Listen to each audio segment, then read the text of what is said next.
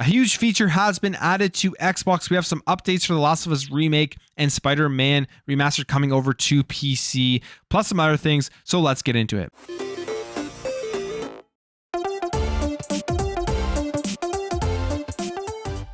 Right, guys, before we get into this, if you're new here, which I see a lot of you are, please consider hitting that subscribe button if you enjoyed this video. So yesterday morning, there was a huge announcement, and that is that Discord voice calls are officially going to be accessible via your Xbox. This is a feature that people have been waiting a very long time for, and ever since Xbox went full cross-platform with putting all of their games as well onto PC and having that entire ecosystem where you're going to be able to connect with your PC friends via console, play with your PC friends via console.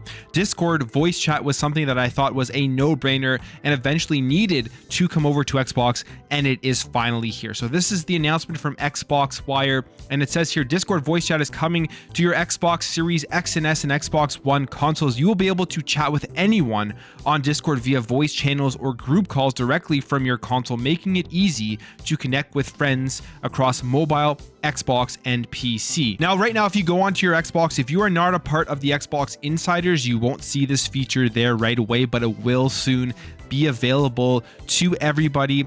But here's just a quick screenshot of what it entails and the integration right into the Xbox menu, meaning that it looks literally like you're just in an Xbox Live party. It looks very slick and it looks very clean as just a quick integration into the Xbox dashboard. Now, besides that, there was this video here put out by Tom Warren, who went over how all it works and just how you have to get into it. Basically, if you are in the Xbox Insiders program, you go over to your Parties and Chats tab, you will see Try Discord Voice on Xbox. And then you're gonna have to go through this quick setup, scan a QR code, log in to Discord on your mobile phone, and then once you're in a Discord call, once you're in a group call or whatever, you're going to be able to click the Join on Xbox beta, and then you will be transferring over your audio from Discord right to your Xbox. And this is the feature that everyone, again, has been waiting for, and now it's finally here. Now, there's a couple of things to keep in mind. This isn't like a native app you download from Xbox. Like I said, you just go right to your Discord app on your phone, and then you transfer the audio over. And there is also no text chat supported, so this is only strictly voice. But I mean, when you're playing games on your Xbox, you're probably not really needing or wanting to send too much text via Xbox anyway. There's all of these additional features as well that you're going to have access to, like you're going to be able to mute your mic, deafen the person, switch to your game chat just like you can with the Xbox Parties, and you go over here to the audio settings and you can put up all of your different features like the headset volume, the headset chat mixer, and the mic monitoring. All of the stuff that's available with just normal Xbox Live Chat is also available via Xbox Discord voice chat now. So this is really exciting. I'm super happy to see this, and it makes complete sense for the Xbox ecosystem.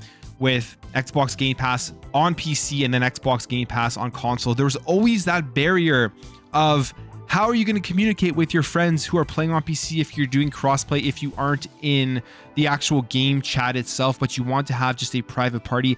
It has now all been solved, and it's first on console on Xbox, which I find extremely interesting. Because if you remember this, I actually made a video going over this last year in May. I will link it in the description below. And it was about this announcement about PlayStation's new partnership with Discord. Now, when they first made this announcement, it was extremely vague. They didn't say anything as to what was coming other than Discord is going to be connecting with PlayStation to enhance your social experience and all of that type of stuff. Nobody knew exactly what they were going to be integrating, but as we know right now, you can do on PlayStation what you've been able to do for a very long time on Xbox, which is just connect your Discord account and show your status of the game that you're playing via Discord. So I would just show the game that you're playing and show that you're playing it via Xbox or via PlayStation.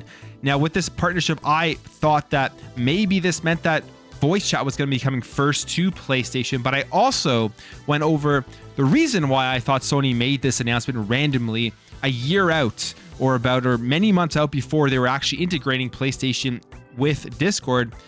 And the reason they made this announcement back in May 3rd, 2021 was, in my opinion, because they were trying to get some positive press about PlayStation out there based off of the stuff that had come out around that time, which was the documents in the Epic versus Apple case, showing how PlayStation really was blocking crossplay and blocking all of these pro-consumer things that Xbox was pushing forward with the crossplay across the different networks. And I find it interesting because when I made that video back then, I absolutely had no idea that Xbox was going to be coming out with voice chat first.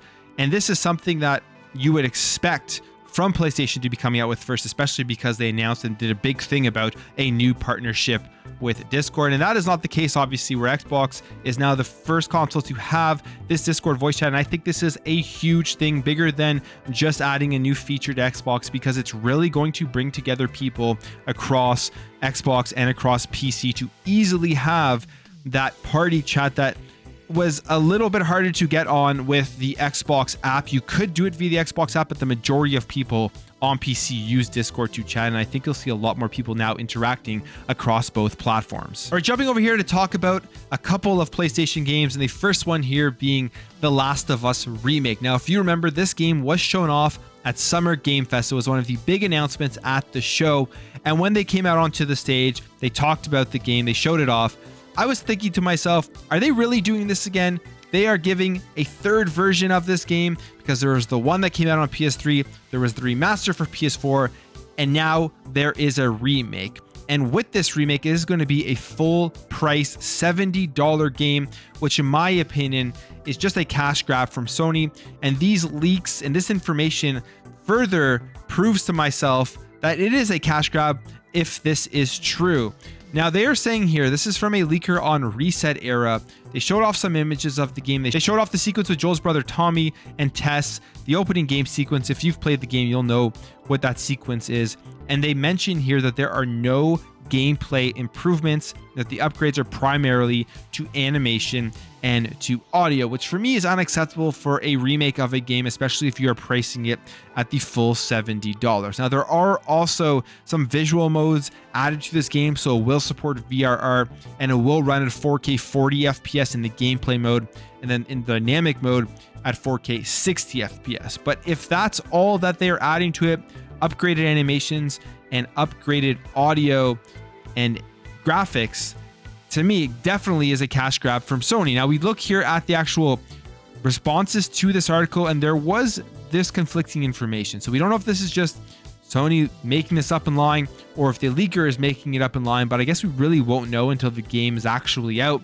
People get their hands on it and see if there are gameplay improvements. But this is from the PlayStation blog, and it says, we've implemented modernized gameplay, improved controls, and expanded accessibility options in this single-player experience to allow even more individuals to enjoy the game.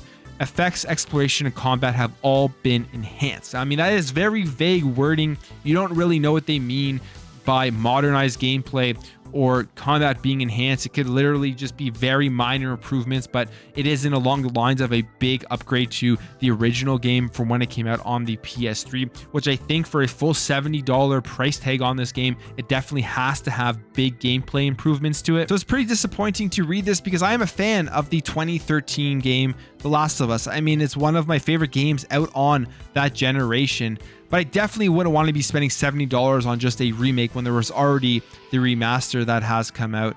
And it just really shows the doubling down on the IPs that Sony is doing, something we've heard a lot of information about, especially with Ben Studios working on this and not working on a Days Gone 2. It's because they know people are going to run out and spend the $70 no matter what, even if it really is just an animation, graphics, and audio upgrade, and there are no gameplay improvements. My fingers are crossed that this leaker is wrong, but again, we will have to wait and see until the game comes out. So Spider-Man Remastered, the previously exclusive PlayStation game, is releasing on PC on August 12th, and it is a great game. It's from Insomniac. If you haven't checked it out, you didn't have a PS4 or PS5, now is your time to be able to check it out on PC. And they've revealed the specs and the features that are going to be available for Spider-Man Remastered on PC. So first of all, we take a look here at this picture, and you're going to see the minimum all the way up to the ultimate ray tracing specs that you're going to get access to within this game. The minimum GPU you will need for this game is an NVIDIA GeForce GTX 950. The minimum CPU will be an Intel Core i3 4160. You'll need at least 8 GB of RAM, and then Windows 10 75 GB of storage to play it. Now, all the way up to the ultimate ray tracing, you're going to be able to experience it in 4K 60 FPS on high with ray tracing very high. And obviously, to get the graphics on high with ray tracing very high, you're going to need a 3080 or an AMD Radeon RX 6950 XT. So lots of additional features that are going to be available there on PC that obviously weren't available when the game first came out.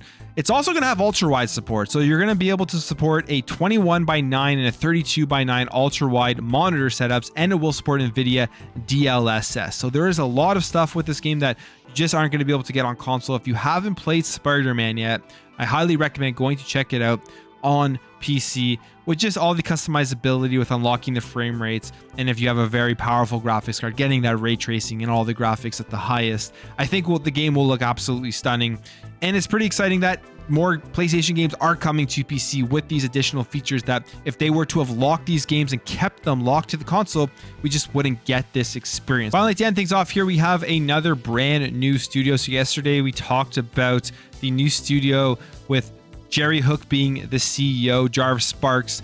Previously, Jerry Hook was at Xbox with 343 and was one of the originators of Xbox Live. So it was a huge loss for Xbox, but now we know why he left, as he's going to be the CEO of his own studio that is going to be owned by NetEase. And now we have an announcement of another brand new studio, but this time with veterans from PlayStation Studio. So this is Wildflower Interactive, and it's going to be a new studio led by Bruce Straley from The Last of Us and Uncharted, and a team of industry vets that worked on a variety of high-profile games. And here is what they say about their studio.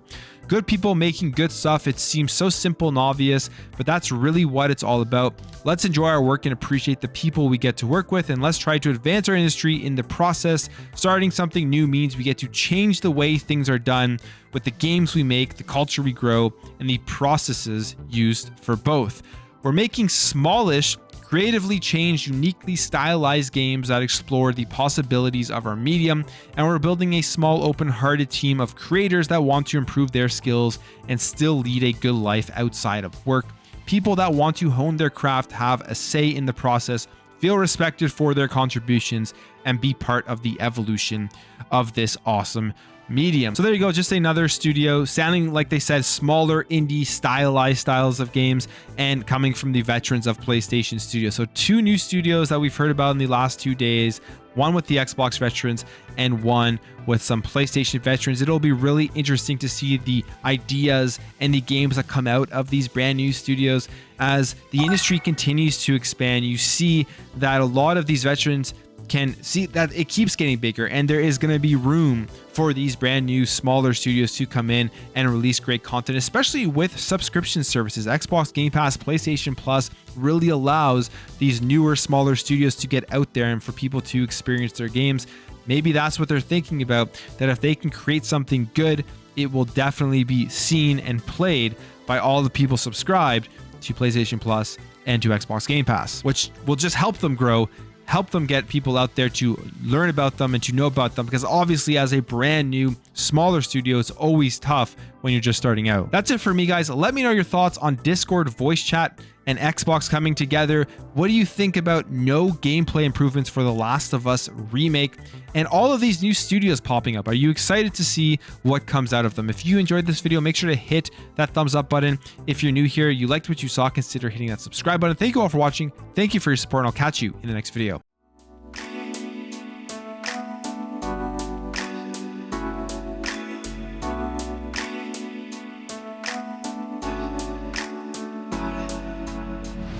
Bye.